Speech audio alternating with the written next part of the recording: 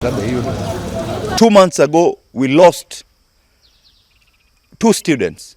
A young girl butchered in Muingi, another one butchered in Muhanda. 3 days ago, we watched Veronica Odongo, a widower, and Elizabeth Achieng, a young girl in Form 2 in Uranga, butchered. It can't happen. We can't continue this way. So my own understanding is that either our people are not focusing on what needs to be done.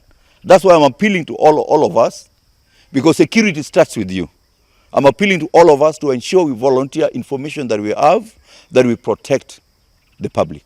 There are many cases of death where people just ambush girls and killing them. Femicide is on the rise in game, and I want to take this opportunity to condemn such deaths, such killings that are perpetrated by rogues, by people who don't value life, by people who are simply not worth living in this world.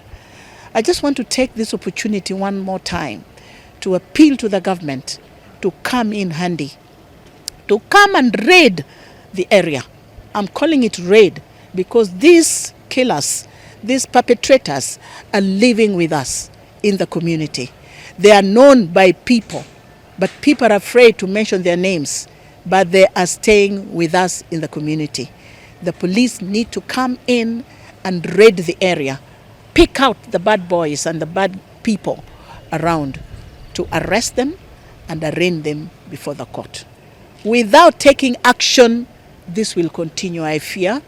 That's why I am appealing to the government to send in the police special unit to come and raid the area and ensure the security is restored.